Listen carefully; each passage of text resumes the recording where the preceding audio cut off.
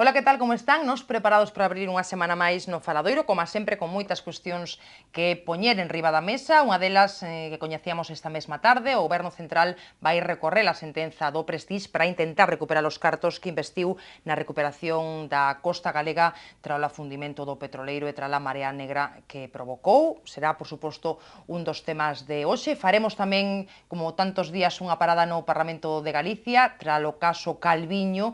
Temos que falar agora do caso Sestallo, claro que nada que ver un co outro, eso por suposto. Bueno, nin a Cámara nin o PSDG van tomar medidas contra a deputada socialista Beatriz Sestallo, denunciada por un suposto intento de atropelo a un vixiante do Parlamento. Os socialistas din que este asunto se vai ventilar nos tribunais e no PP creen que Sestallo tería que dar explicacións e pedir desculpas e creen que esta cuestión desprestixia o conxunto dos parlamentarios. Dicía hoxe o voceiro do PP na Cámara, Pedro Puy, que tamén falou da reducción de deputados. Haberá recorte de escanos con ou sen o acordo dos grupos da oposición. Son cuestións das que imos falar cos nosos convidados, a catedrática de Historia Marta Álvarez. Que tal, Marta? Benvida un día máis. O xornalista Virgilio Costas. Que tal, Virgilio? Benvido. E o abogado Xosé María Rodríguez, que hoxe se estrea no Faladoiro. Que tal? Que tal? Ía, porque me sae Ía, que como te chaman, ¿no? Como te coñecen. Non hai problema, que te vou entender perfectamente. Bueno, pois benvido, e espero que esteas a gusto. Bueno, de momento sí. Bueno, pois imos empezar, como sempre, que hai tema en clave local. Esta semana temos tema, non? Unha vez máis moi pendentes das investigacións sobre o asasinato da nena Asunta Basterra. Esta semana, este venres, cúmprense dous meses dese segredo de sumario e todo apunta que o xuíz instructor Vázquez Taín non o vai prolongar máis, así que pois teremos ocasión de saber máis cousas sobre este procedemento e sobre este proceso que tanto está a dar que falar pois en tantos medios de comunicación. Eu, xa que teño un letrado na mesa, non debería empezar por el, pero coincide así o tema, e despois de todo o que temos escoitado sobre este caso e tantas filtracións, ti crees que pode haber máis cousas que non sepamos aínda a estas alturas? Pois, precisamente, o meu primeiro comentario iba a ir neste senso, non? Que é difícil saber que misterio nos pode agardar, non? Unha vez que salga que se levante o secreto de sumario, que parece que xa está aí. Realmente, agora mesmo parece que nun procedimento judicial, se queres que se saiba o máximo posible, tens que acordar o segredo de sumario, porque realmente é a forma na que os periodistas consigades toda a información non relativa a ese sumario, que por outro lado é o voso traballo, non vou criticalo, pero sí que é certo que con esto do secreto de sumario, ao final o que se fai é incrementar, digamos, o coñecemento que hai na sociedade sobre estes asuntos. E no caso de Asunta, é un dos casos nos que se evidenciou esta problemática, non? Que ao final resulta que todo o tema que hai no sumario está xa nos periódicos, está nos comentarios da xente, está digamos, no campo público, que precisamente no que non debera de estar, non? E isto é un problema, sí. Virgilio, como xornalista, xa que falamos tamén de filtracións e destes secretos de sumario que non son tales, que opinas sobre esta cuestión e sobre o que apunta a Ía? Eu creo que é bo que se acabe xa o segredo do sumario, porque eu creo que se acaban as especulacións, entonces xa todas as partes poderán ter acceso, incluso os periodistas, porque ata agora o que hubo foi demasiada especulación, demasiada versión interesada e que se ian desmentindo as horas despois mesmo. E que alguén profesionalmente non fixo ben o seu traballo neste caso, ou ben os profesionales que tiñan que guardar o segredo do sumario non o fixeron ben, ou ben a Garda Civil que tamén que parece que estaban filtrando presuntamente, todo aquí vamos a poñelo presuntamente, ou ben os xornalistas que deron versións sin contrastar, non? É dicir, alguén non fixo ben o traballo neste caso, porque hubo diferentes versións e despois que, bueno, eu creo que algunhas informacións estaban parcialmente interesadas, por non dicir manipuladas, non? Eu creo que, bueno, que para facer un informe de pericial sobre as chamadas de teléfono que fagan falta 2 meses, pouco máis hai que preguntarse se hai que pedir unhas pezas a Alemania, non? Que o que pasa sempre cando algo se retrasa moito. E eu creo que hubo un interese desmedido por alguén por manter vivo este tema que bueno, que é tráxico e que ademais deu lugar a demasiado sensacionalismo gratuito, non? E, bueno, para fin que se acabe, que se vexa. Eu creo que, bueno, as persoas que están detidas neste momento, que son os países da rapaza, xa teñen un xuizo celebrado e agora só falta que o tribunal o confirme, non? Da igual as probas que se presente, porque eu creo que xa o xuizo xa está emitido e eu non sei se despois deste ruido mediático o máis idóneo para garantizar que se faga con tribunal de xurado, non? Moi interesante o que apuntaba Virgilio. Ese es el problema, es decir, que yo pienso que después de todo este ruido mediático, de todo lo que salió en los periódicos, es decir, la imparcialidad de los jurados, hombre, hay que pensar que sí van a ser imparciales, pero es difícil que no estén influenciados por todo lo que se dijo, por todo lo que se escribió. Claro, que algunas veces dices tú, pero vamos a ver, ¿esta información de dónde salió? Si al día siguiente te dicen una información absolutamente diferente, ¿no? O sea, ¿quién está haciendo ahí mal su trabajo? A mí lo que me preocupa es eso, que luego estas personas van a ser juzgadas por una serie de personas que no tienen ninguna formación jurídica, pero que lógicamente tienen que estar influenciados porque están en medio de la cuestión por opiniones que se han vertido en los periódicos, a veces no muy profesionales, no muy acertadas o no muy ciertas, o por lo menos sesgadas. Y yo también soy de la opinión de que ya de una vez, a ver si se puede terminar esto. Y me gustaría que no solo en esta ocasión, sino en todas las ocasiones, aunque yo comprendo que eso es muy difícil, el tema este de los secretos del sumario se arregle, ¿no?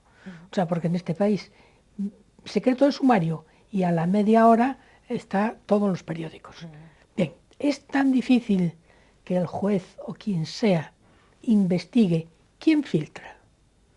Hombre, pues no sé, ¿cuántos sumarios hay? ¿Cuántas copias? Pues chico... Cantas investigacións internas hai cando se desvelan secreto do sumario? Porque isto falamos sempre, pero non se ve que se de casos. O normal é que se algún que ten que guardar, ten que velar polo secreto do sumario e hai unha filtración, polo menos que abra unha investigación interna, non? A ver quen puido ser. Por eso digo. Porque ao final sempre nos amparamos de, bueno, está en varias máis. Bueno, pero alguén terá unha responsabilidade, non? A ver, Ia, que opina? Non, que o único que podo opinar é que é unha realidade facilmente constatable, non? O feito de que comentaba ao principio, que efectivamente non se investiga quen filtra os procedimentos judiciais, efectivamente se filtran, porque a min particularmente me ten pasado que antes de que me notifiquen un auto, me chame un periodista para preguntarme que opino dese auto. Pois primeiro terá que chegarme. Entón, a ver, haberá diligencias que se practiquen por parte da policía, pois haberá que investigar se aínda a policía non emitiu ese informe, non chegou ao xulgado, pois se sabe que ten que sair da propia policía. Se o procedimento xa está en vía judicial, pois habrá que saber que funcionarios tiveron acceso a ese expediente, que son moitos, xa o digo así, é dicir, é complicado a veces establecer quen foi a persoa que filtrou estes datos. Cuestión aparte, sí que quería facer un mención a isto, cuestión aparte é que realmente a cuestión do segredo de sumario, da declaración judicial de segredo de sumario, é algo que ten que ser moi limitado, é moi exhaustivo, é moi restrictiva a súa aplicación. E parece que se está facendo un uso un pouquiño, pois que cada vez que hai un tema un pouquiño peliagudo se decreta o segredo de sumario, cando realmente non debera de ser así, ten que ser bocasto. E despois se va prorrogando, además. Efectivamente, de feito hai unha modificación legal que se está agora mesmo levando a cabo, que o que se vai facer é que o control das prórrogas que existan, destes segredos de sumario que se vayan prorrogando sucesivamente, este control xa non vai depender do xuez que as dicta, senón do tribunal inmediatamente superior. Entón, isto é precisamente para garantir que ese segredo de sumario está cumplindo a misión, porque dende o noso punto de vista como letrados é imposible facer unha defensa se non sabes que probas hai. De que te defendes?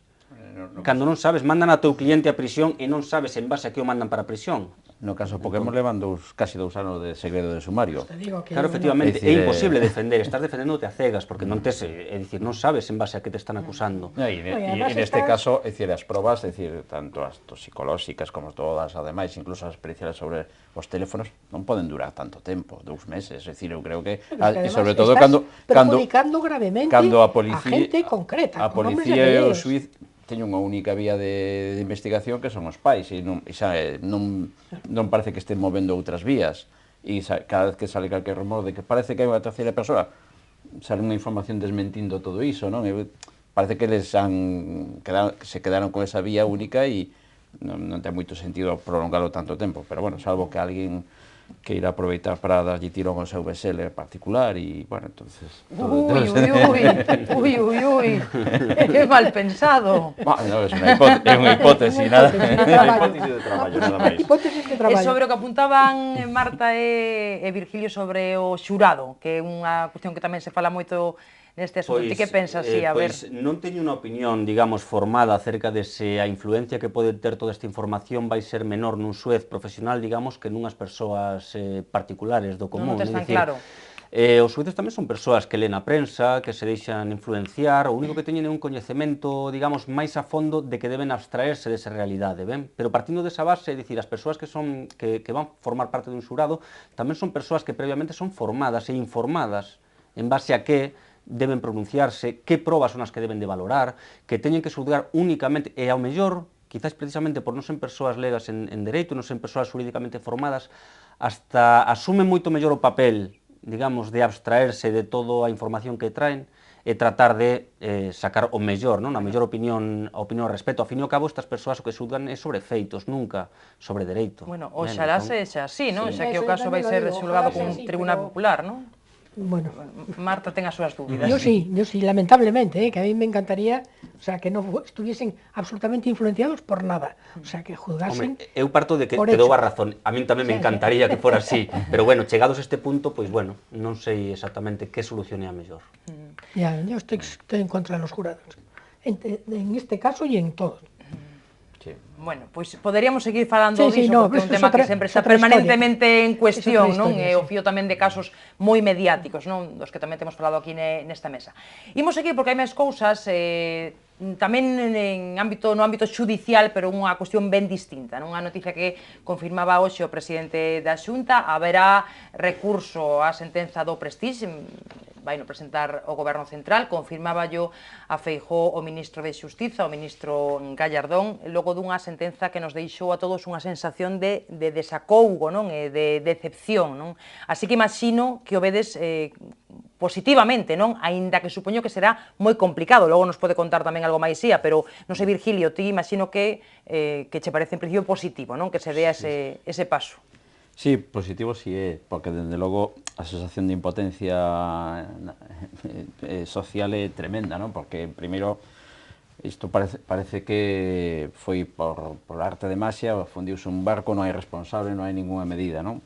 Logo houve unha xestión que se pode discutir, parece que penalmente non hai nada, e que nos quedamos os galegos que, bueno, parece que contaminar na costa galega, vir aquí con un barco en mal estado e afundilo aquí, parece que sale gratis, non? Bueno, gratis non, paga o Estado español os 4.000 e pico millóns que tuvemos que pagar entre unha cousa e outra, non? Que despois encima, pois algúns fixeron algúns negocios interesantes, non? Co tema do Prestige e algunhas empresas, pero que se recorre está ben, o que eu non sei, bueno, José María é letrado e sabe máis que a min de temas xurídicos, pero eu non sei se iso ten moitas vías de prosperar, porque non habendo responsabilidade penal, non sei eu se ten moita vía de prosperar logo a responsabilidade administrativa, non? Creo, na miña opinión, que entonces xa se planteou mal cando se arrancou daquela co tema da vía penal, porque o que se buscaba era condenar a alguén a responsabilidade política, e iso, se sale condenado, era un flaco favor que nos facíamos a nos mismos, porque se iba a condenar ao Estado español, entonces toda a responsabilidade iba a caer no Estado español por unha mala xestión da catástrofe, que bueno, eu creo que sí que a hubo, porque como periodista tuve algunha experiencia de ver como se estaba xestionando e vamos, foi bastante deplorable, porque non se sabía que facer, e despois, bueno, que se buscara esa responsabilidade, non é responsabilidade administrativa, se quería condenar ao Estado, os motivos son diversos, pero desde logo o resultado que temos é que non hai responsables, non? E o problema non é que non hai ser responsables, é que pola tradición que temos nas costas galegas falta cada día menos tempo para que veña outro Prestige e seguimos cos mesmos argumentos. Non sabemos se temos que alenxar o barco, metelo nun porto refugio, enfrentarnos ao alcalde de turno da Coruña ou non, que foi o que pasou entonces, que non se quixeron enfrentar ao alcalde da Coruña, e entonces estivemos bailando co barco de arriba para baixo, primeiro para arriba, logo para baixo, logo os portugueses non deixaron pasar, e con ideas tan peregrinas como de que o fuel se iba a solidificar no fondo do mar e se iba a convertir en adoquín, como se no fondo do mar se fora a congelar, onde hai agua líquida, O sea que, principio bastante elemental, non?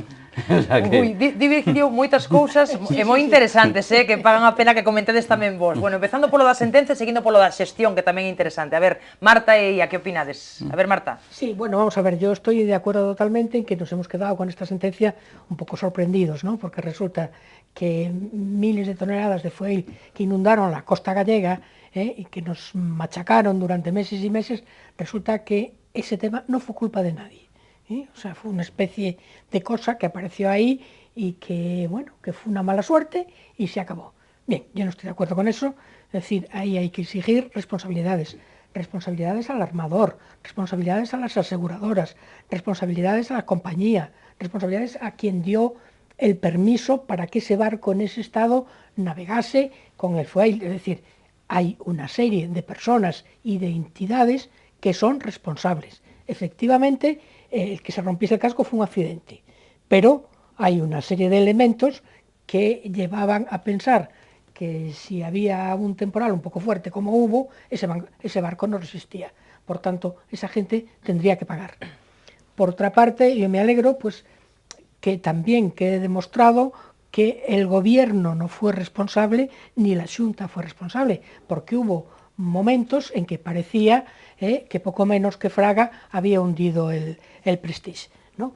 Porque bueno, las cosas se sacaron de madre y fue un tema, bien, verdaderamente en algunos momentos bochornoso, porque yo conozco a niños pequeños que aprendían en el colegio una canción que cantaban a coro, que decían a culpa é dos que votan o PP. Es decir, eso está ahí en los anales. Bien, siempre hay pues gente que se intenta aprovechar para derribar a un gobierno que no ve manera de derribar. Y esta fue una de esas ocasiones. Pero quiero decir, resumiendo, que queda muy claro que el gobierno y la Xunta en aquel momento no tuvieron responsabilidades.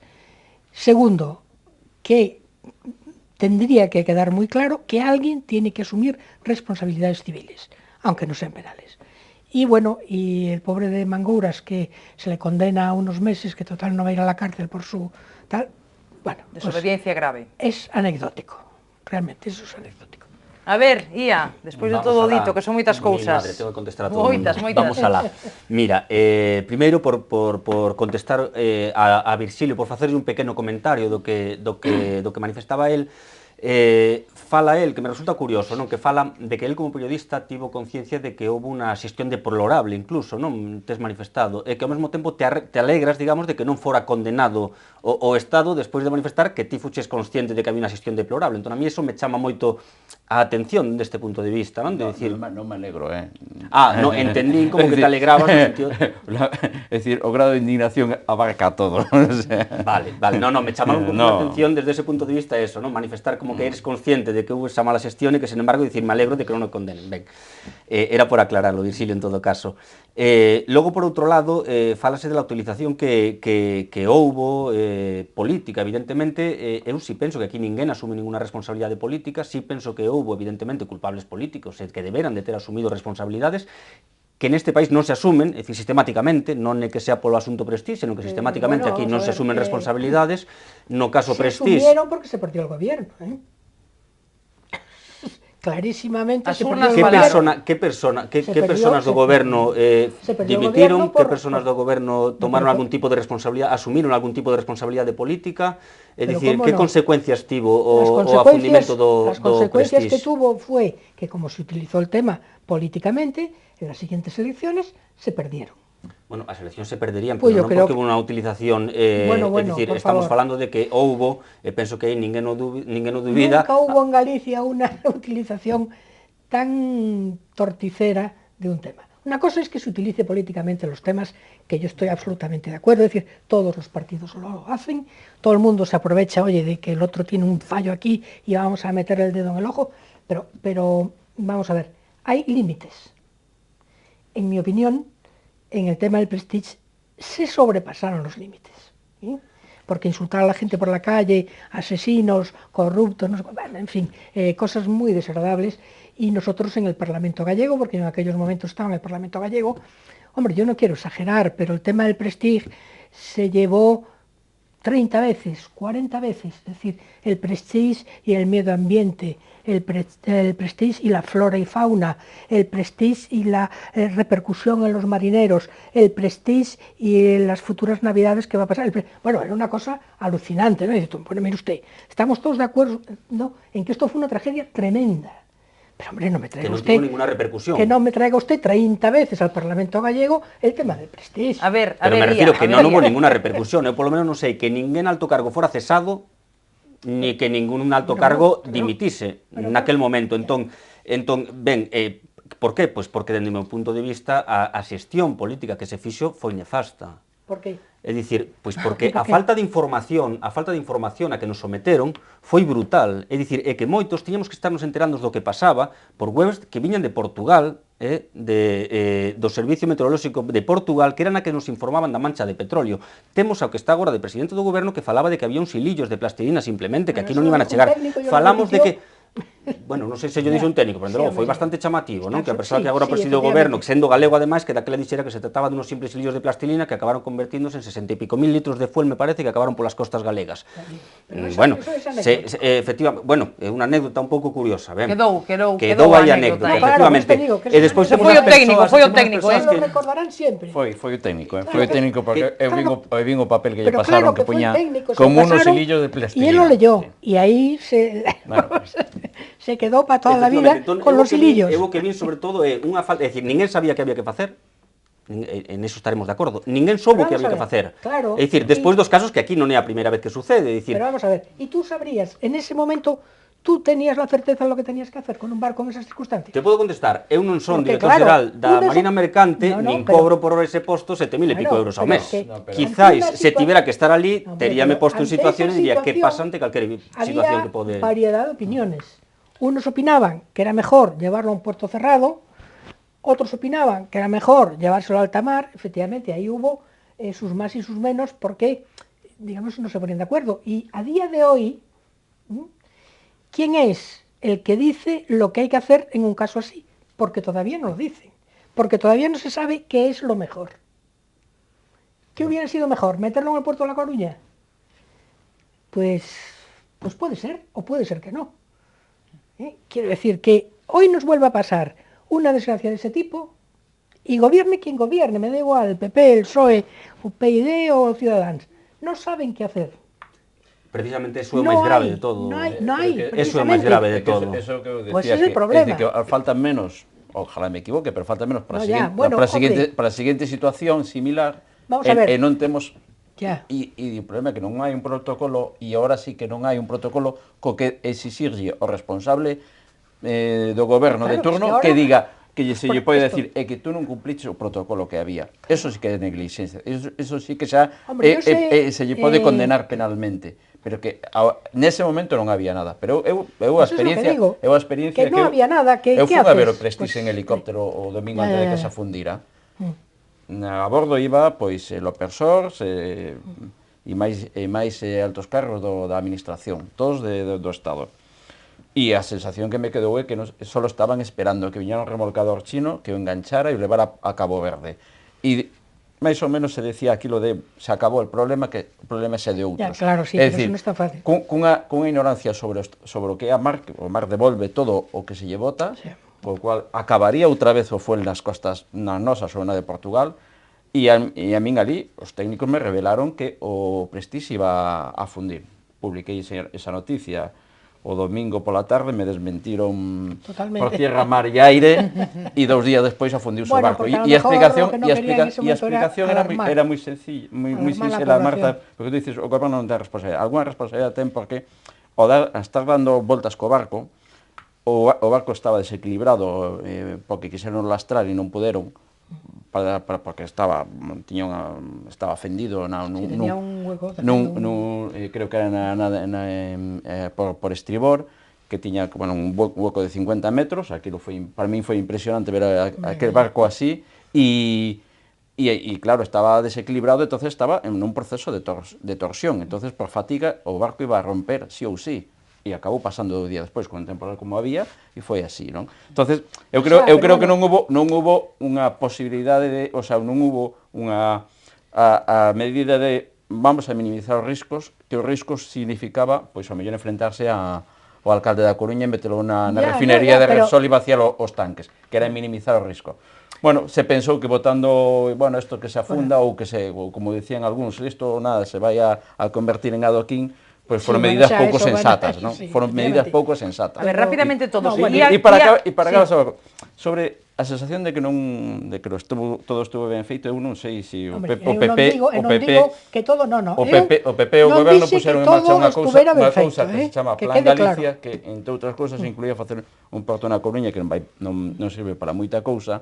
E, bueno, nese Plan Galicia xa se metían medidas de, fin, que eso tamén hubo moita irresponsabilidade aí. Pero quiero aclarar eso, yo no dije que todo estuviera bien hecho. A ver, luego ya, Fue una tremenda tragedia y efectivamente hubo indecisión, hubo dudas, porque en ese momento no se sabía qué era lo mejor. Es decir, yo estoy convencida de que gobernase quien gobernase en ese momento, todo el mundo quiere lo mejor para los gallegos y lo menos malo para la costa gallega. Pero es que en ese momento hubo dudas porque, claro, si tú eres un responsable, pero uno te está diciendo, mejor que lo lleves a alta mar, y otro al otro lado te dice, no, mucho mejor que lo metas. Claro, es una situación muy difícil.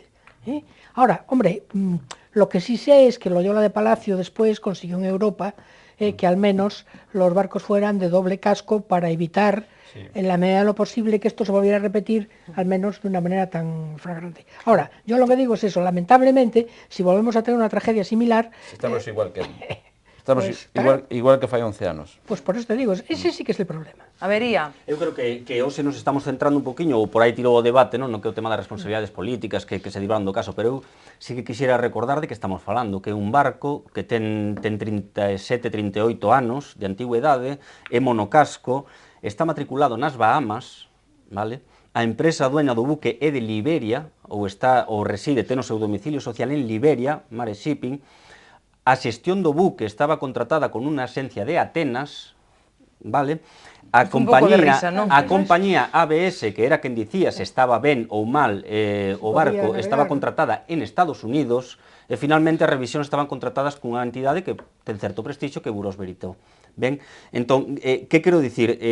Mentre se siga permitindo isto, non vai haber responsabilidade. É imposible. É dicir, estamos permitindo que naveguen barcos cuxas empresas que son propietarias están en paraísos fiscais, están en sitios onde a xusticia non permite chegar a elas, é dicir, esta é a situación, con independencia do que logo pasar aquí, pero temos que ter en conta que isto é o que nos chegou xa ao noso mar. Ben, un barco nestas condicións cargado de petróleo, eso é o máis grave, efectivamente parte determinante do que pasou. Agora, bueno, pois volvemos ao mesmo, tamén unha vez que chegou aquí, pois, bueno, pois houve unha serie de decisións que, do meu punto de vista, na formación que nos podemos ter neste sentido non foron aceitadas. E falamos de que, claro, quen sabe o que facer? Volvemos ao mismo que antes, se hai unha persona que ostenta un cargo e ten unhas competencias para eso e conta con unha serie de asesores, eu entendo que sí deberá de ser, ou de tener máis coñecementos que o que podemos ter nós, Marta, que evidentemente eu podo dicirme a alguén... Pero a veces hai situaciones en que porque tengas conocimientos, pues aquello era unha cantidad tal de foil que en fin, que non sabías lo que era o mejor.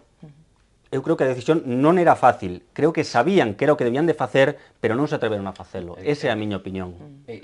Calquera, desde o punto de vista técnico, pode acabar dicindo, sí, meterlo na Coruña vai ser sido máis, pero claro, cando se metía o componente político, era, pero que nos vamos a enfrentar a... E a ver como... menudo era. Sí, no, pero en Corcubión... Pero en medio de... Entonces colleron e mancharon a costa a todos e xa está. Todos igual de cabreados, non? Sí, no, pero sobre esta posible responsabilidade... 20 segundos. Que agora hai un tema que o barco está fundido, a ver como probamos de que non estaba en condicións para navegar. Como se proba que o da certificadora non se correspondía con que o barco estaba apto para a navegabilidade, non? Eu creo que agora xa non hai... Agora estamos nunha, bueno, ucronía, non? Como dice na sentencia, e eu creo que agora xa non vai haber moitas posibilidades de determinar responsabilidades. E eu que sí que pido é que... Aprender e que na próxima que non sea discutible, se hai que metelo ou non hai que metelo. Que eso que non sexa opinable, que sexa unha decisión e que técnicamente se saiba o que hai que facer. Como sempre, non se hace el protocolo, es decir, lo pensaba yo el otro día con el tema de la basura en Madrid. Rápido, Marta. ¿Cuánto tiempo hace que estamos clamando por una ley de huelga? y no hay ley de huelga. Entonces hay una huelga salvaje de estas y los ciudadanos son los que somos los perjudicados, ¿no? Pues aquí igual, es decir, hay que hacer un protocolo de estos temas para saber, decir, no, mire usted me sigue el protocolo y se hace esto. Bueno, bien. Está regulada, la folga. Sí, no, la huelga. O que no está, Sí, claro. no está regulada como a algunos les gustaría. Non que están os estuviese. servicios mínimos, non están, é dicir, que se toman no hay- decisións no cada hay uno, é una dicir, ley de huelga. o dereito á folga existe, bueno, Hombre, sí claro, que existe. vamos a ver. Una cosa es que uno tenga Uy, que nos derecho- metemos Ya xa, nos estamos no, una nos cosa saímos es- de guión. Una cosa es que haya derecho a huelga, que efectivamente lo hay, y otra cosa es que haya una ley de huelga. Claro, lo que está regulado son unos Estamos de servicios acuerdo, mínimos, muller, era por- unos servicios mínimos que no cumplen cuando no les peta. Bueno, hombre. Bueno, pois poderíamos falar da folga da limpeza de Madrid, pero non é tema, non é tema. Temos que facer unha pausa para a publicidade e a volta a falar de como están as cousas na política galega, así que vos propoño eso, que collades folgos, volvemos de contado co faladoiro.